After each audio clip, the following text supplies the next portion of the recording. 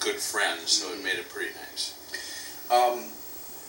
Trump Plaza, the convention hall, actually, is where it was in Atlantic City. The story we hear about that sometimes is that maybe because it was the Atlantic City crowd, high rollers were given the tickets. Crowd a little dead. Do you remember any of this? I don't remember that. I think on our match especially, we always get good reaction. And matter of fact, a couple of the guys commented that after our match, it was kind of hard to keep the tempo up with the fans. But we didn't. I never sensed that. Did you? No, not at all. It just seemed like everything you did, the people were going nuts. Okay. I've heard it attributed to that, the high roller element, but also the acoustics in that building. Valentine described it like, he said it's looked like a big, gigantic barn. And he said the acoustics were bad. I don't know. Figured out. Well, you look at the TV, the people are going crazy. Yeah. You know? And even though we were going against two baby faces, the fans were really behind us even at that point. Mm-hmm. I think, there was a lot of anticipation what was going to happen, but I never sensed that. I mean, I never was even mentioned before. So they were good friends of yours, but Rick and Tito, two good work rates there, right? Great workers. Great in the ring, right? Good chemistry between them, and they complemented each other. There again, like Barry had mentioned earlier, the match is a product of the people in it. If you got 4 people, 5 people, whatever it is, the number of people working to get a good match, and not worried about how good you look and how am I looking, it's going to turn out well. And they're true professionals too. I mean, they were there to benefit us. We were there to benefit them. And they weren't worried about us trying to guzzle them, and we weren't worried about them trying to, be the prima donnas. They did their job. We did ours. Right. You were in WWE for WrestleMania 3, which was the year prior to this, 1987. 3 was the Silverdome, right? Silverdome, right. But you weren't on the card, right? In fact, I signed my contract right before that. Yeah, and I was just coming back from Japan, so we hadn't had enough exposure to tell. Right. No. You actually were given like a delayed schedule after you signed, right? You said, we'll bring you in a few months. Right.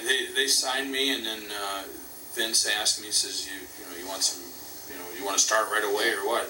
And I said, no, I'd rather have a month off, because in Charlotte, I mean, you're on the road every day, worse than what we were in New York. Yeah. And I needed a break, and I wanted to train and heal my body up and everything. So he signed me the contract, and I really didn't start working with Bill for a month. Yeah, and I wasn't back. I mean, I was in Japan. I think it was 6 or 8 weeks. And, the situation came up is when I went over, decided to go back over. I mean, I worked for Inoki all my career over there, and gave him my word. So I told him, I said, I'm only as good as my word. I'm going to go. Right. Look at you double teaming. Look at you cheaters. You're brutal. Well, he must have deserved it. He probably stole something from me. They cheated. Yeah. When you start for Vince, I think you went to the Super Bowl party that year, right? WWF right, Super down Bowl in party. Tampa. So you were signed in January, obviously, and you didn't work till after March. Are you on a payroll of sorts then, or I was on a payroll? Oh, okay. Yeah. Oh, that's great. And what was great was my wife got pregnant in Florida too. Right. I know you were. Yeah. So that was kind of a neat deal. The whole thing is definitely signed the contract. The wife got pregnant, had a kid, the whole deal. Because you were able to relax. Probably. Probably was home. And he was home. It helps to be home when you want to have a kid. That's true. Rick Martel. What was your exposure to him prior to this? Prior to when you got to New York, did you work with him anywhere? I never worked with him, but he was with Vern Gagne. He was the champion at that time. That was right when I was getting into the business. 85. Yeah. 85, 86. So he used to train at the gym where we all trained at. I got to know Rick there, and Rick was a really good guy. Him and Dino Bravo used to come in there all the time. And then when I was in Texas, Rick came down, and he couldn't believe I got in the business then at that time, So we were friends before I got in the business too. But just a good guy, a real gentleman. Another guy you always hear good things about is Rick. And Tito, actually, also. Oh, yeah. Your exposure to Rick or Tito? Well, I knew Rick and Tito years before that. Worked with Tito a number of times in the Mid-Atlantic area of Georgia and worked with Rick over in Japan and extensively in Montreal. Number of matches in Montreal.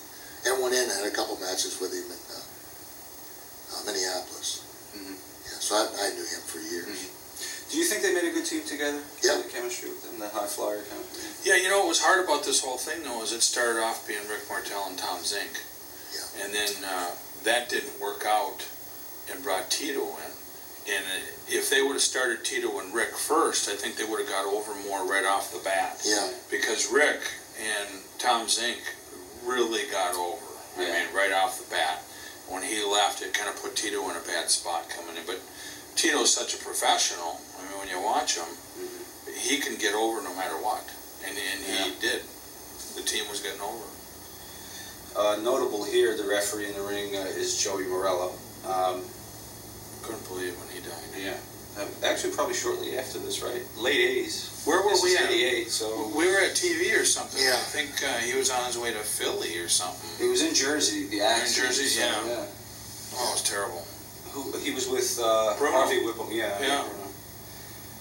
Was he a good guy, good worker? Great guy. Yeah. Yeah, Fun-loving guy. Yeah, it was fun to see him because, you know, he wanted to screw around all the time, and he had to control himself, because otherwise he would have been out all the time. Yeah, but he respected his dad. His dad was in a position of authority there, and but he was a good, personable, likable guy, and serious about the business. I mean, he'd joke around, but once the matches started, he knew what he was supposed to do. He knew what he was there for. It was, like I said, it was a shock. It was sad to see. I think Martel could make a comeback, couldn't he? Yep. There he is. You're in the. This is the finish. Finish is coming when Fuji gets up on the. You know, and when he has you in that Boston Crab, that really hurts. When you're not a very limber guy. Right. I mean, when you're 300 pounds. Yeah, it's like your back's gonna break right now. You're probably wondering where I was. Boy, you were pretty mean. You were pretty mean here, Bill. Now you really nailed him on this one I was too. going to say, was this gimmick to break and it didn't? Because you really cinched that in. The cane shot over the back of Rick's neck. It wasn't. Sometimes Fuji. I guess he had. He had the green cane. He'd get the canes that weren't treated as well. Some of them were more brittle than others, and sometimes he just, we go to a place and we'd have to get a cane or it was broken. And boy, sometimes they'd go all around and they'd almost meet, boing. Yeah. And they were kind of snug. And that one, you nailed them good on that one. Yeah. And there it is, 9 minutes. Demolition victorious. So that was our first WrestleMania. That was your first WrestleMania. It seemed like I was up there for about 10 years before that, Yeah. And you were also your first title reign right there. That was it, right? That's what they wanted? Yeah, that was the initial one, I believe. Yeah.